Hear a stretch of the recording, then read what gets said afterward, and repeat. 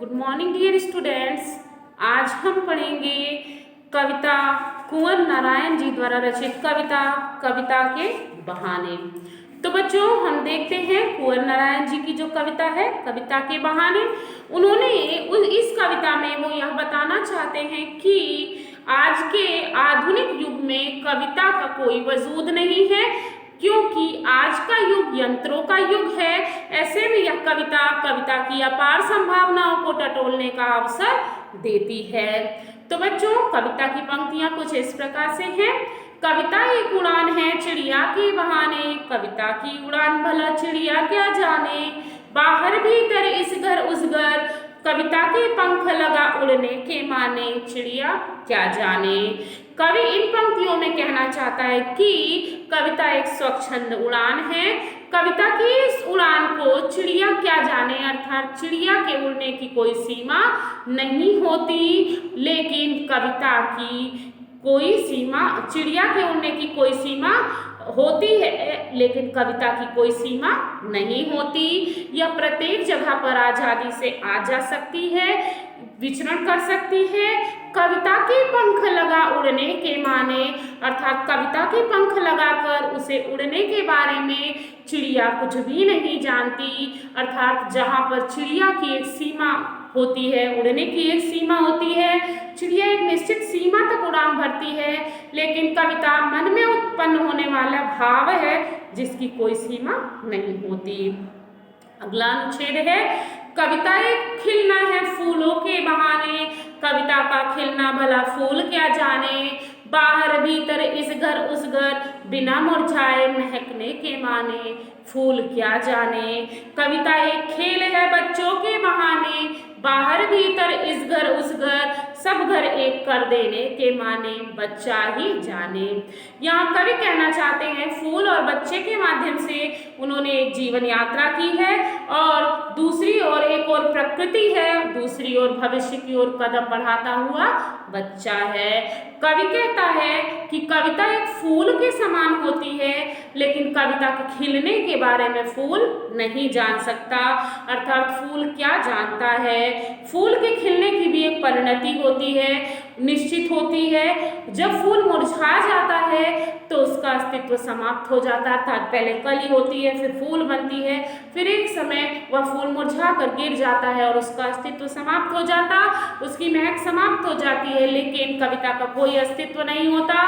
कविता जो होती है वो पर कैसी होती है, फूल की महक समाप्त हो जाती है, लेकिन कविता की महक वैसी ही हमेशा बनी रहती है। परंतु कवि ने कविता को एक खेल के समान बताया है, और उन्होंने कहा है कि यह एक ऐसा खेल है जो शब्दों के माध्यम से खेला जाता है। जिस प्रकार बच्चों के खेल में किसी प्रकार की कोई सीमा नहीं होती, वो बाहर भीतर इस घर उस घर सब घर एक कर देते हैं, अर्थात उसी प्रकार से कविता में शब्दों की कोई सीमा नहीं होती, और वो शब्दों का मेल होता है जो उसकी सुंदरता को बढ़ाता है। अर्थात यह भी शब्दों का एक खेल है, जिनके खेल में जड़ चेतन अतीत वर्तमान और भविष्य सब इसके उपकरण मात्र होते हैं। बच्चे किसी घर की सीमा के बंधन में नहीं बंधते हैं, उनके लिए सारी पृथ्वी उनका घर होती है। बच्चों को किसी घर की सीमा के बंधन में नहीं बांधा जा सकता है। इसके बाद बच्चों जो कविता के बहाने कविता थी उसमें हमें यही समझ में आया कि कवि यही कहना चाहते हैं कि यह एक बच्चों के बहाने खेला जाने वाला खेल है, अर्थात यह भाषा का एक खेल है, और कविता की उड़ान को चिड़िया नहीं समझ सकती और चिड़िया की उड़ान को कविता नहीं समझ सकती, क्योंकि दोनों का अपना अलग अलग अस्तित्व है, अपना अलग अलग वजूद है। कविता की महक हमेशा बनी रहती है और फूलों की महक क्षणिक होती है और समय आने पर नष्ट हो जाती है, इसलिए कवि ने इसका वर्णन किया है। अगली कविता है कुंवर नारायण जी की बात सीधी थी पर। तो बच्चों इसमें बताया गया है कि यह उनकी रचना संग्रह कोई दूसरा नहीं से लिया गया है, और इसमें कवि ने कविता में कथ्य और माध्यम के द्वंद्व को उकेरते हुए भाषा की सहजता का वर्णन किया है। कुंवर नारायण जी के द्वारा रचित कविता इस प्रकार है। बात सीधी थी पर भाषा के चक्कर में जरा टेढ़ी फंस गई। उसे पाने की कोशिश में भाषा को उल्टा पलटा, तोड़ा मरोड़ा, घुमाया फिराया कि बात या तो बने या फिर भाषा से बाहर आए, लेकिन इससे भाषा के साथ साथ बात और भी पेचीदा होती चली गई। कुंवर नारायण जी ने अपनी आधुनिक कविता के माध्यम से यह बताना चाहते हैं कि कई बार हम अपनी बात को बिना किसी कविता के माध्यम से या फिर मौखिक रूप से कहना चाहते हैं, लेकिन भाषा के चक्कर में पड़ जाने से हमारी जो सरल बात होती है वो और पेचीदा हो जाती है, अर्थात और कठिन हो जाती है। फिर हम प्रयत्न करते हैं कि किस तरह इसको इधर उधर घुमा फिरा कर बात बन जाए, लेकिन इससे बात और बनती नहीं है, कविता में और क्लिष्टता आ जाती है। जो बात एकदम सरल तरीके से हम कह सकते थे वह बात बिगड़ कर और भयानक और विकराल रूप धारण कर लेती है, अर्थात वह बिगड़ जाती है और क्लिष्टता उसमें आ जाती है। अगला अनुच्छेद है, सारी मुश्किल को धैर्य से समझे बिना मैं पेच को खोलने के बजाय उसे बेतरह कसता चला जा रहा था, क्योंकि उस पर मुझे साफ साफ सुनाई दे रही थी तमाशबीनों की शाबाशी और वाह वाह। आखिरकार वही हुआ जिसका मुझे डर था, जोर जबरदस्ती में बात की चूड़ी मर गई और वह भाषा में बेकार घूमने लगी। तमाशबीनों का मतलब होता है बच्चों तमाशा देखने वाले लोग। तो जैसे कोई मदारी होता है वो बंदर का नाच दिखाता है तो उसे देखने वाले लोग उसकी वाहवाही करते हैं, तो उस वाहवाही में वो अपने जोश और उत्साह को और बढ़ा लेता है। उसी प्रकार से यहाँ पर बताया गया है। देखिएगा, कवि कहते हैं किसी बात को बिगड़ने पर हम उसे समझे बिना और भी बिगाड़ते जाते हैं। कवि कहते हैं कि कभी बात के बिगड़ने पर उसे धैर्य से समझने की अपेक्षा उसे हताशा होने लगती है, और वो हताशा होते ही, निराशा होते ही वह बात को और बिगाड़ता चला जाता है। जब कोई इस तरह हमारे काम या बात को बिगड़ते देखते हैं तो दूसरे इसका भरपूर आनंद लेते हैं, अर्थात जब हमारा काम बिगड़ जाता है तो सामने वाले व्यक्ति उसका आनंद लेते हैं और खुश होते हैं, और हमें लज्जित और शर्मिंदा होना पड़ता है। अंत में जिस बात को लेकर कवि की चिंता थी वही हुआ।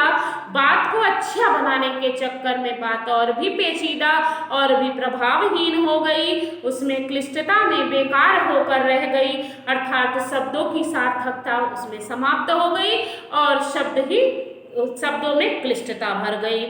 फिर अगला और अंतिम अनुच्छेद है, हार कर मैंने उसे कील की तरह उसी जगह पर ठोक दिया, ऊपर से ठीक ठाक पर अंदर से न तो उसमें कसाव था न ताकत थी। बात में जो एक शरारती बच्चे की तरह मुझसे खेल रही थी, मुझे पसीना पोंछते देखकर पूछा, क्या तुमने भाषा को सहूलियत से बरतना कभी नहीं सीखा?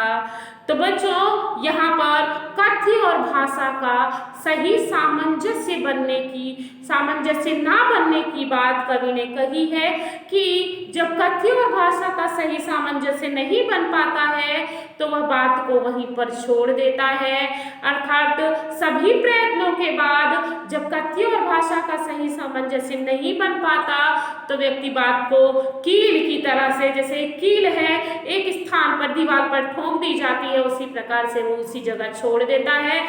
क्यों? जैसे वो परिणाम उसका यही निकलता है कि ऊपर से तो ठीक ठाक होती है लेकिन अंदर से उसमें कोई दम नहीं होता, कोई मजबूती नहीं होती, कोई ताकत नहीं होती, अर्थात कविता ऊपर से तो ठीक ठाक होती है लेकिन उसमें भावों की अभिव्यक्ति नहीं होती, भावों की अभिव्यक्ति का अभाव होता है। कवि कहता है कि जिस प्रकार एक शरारती बच्चा हमसे शरारत करता है और फिर हमें चिढ़ाता रहता है, उसी प्रकार कविता में या बात में कथ्य और भाषा का सामंजस्य ना होने पर भाषा मुझसे पूछती है कि तुमने कभी भाषा को सही तरीके से प्रयोग करना नहीं सीखा, अतः ऐसा करना आ जाता, अर्थात किसी दबाव या बिना किसी मेहनत करने की आवश्यकता तुम्हें नहीं होती, बिना किसी मेहनत के अपनी सहूलियत के साथ तुम भाषा का प्रयोग कर सकते थे, अर्थात वह भाषा अपने आप यदि तुम्हें भाषा का ज्ञान होता, तुमने भाषा का सही प्रयोग करना सीखा होता, तो तुम्हें सहूलियत मिल जाती और तुम्हारे द्वारा किया गया प्रयोग और तुम्हारे द्वारा लिखी गई कविता शब्दों के सुंदरता के साथ साथ भावों की अभिव्यक्ति भी उसमें होती। तो इस प्रकार से बच्चों कुंवर नारायण द्वारा रचित कविता बात सीधी थी पर और कविता के बहाने की व्याख्या पूरी हुई। मिलते हैं अगले टॉपिक के साथ अगले वीडियो में। Thank you.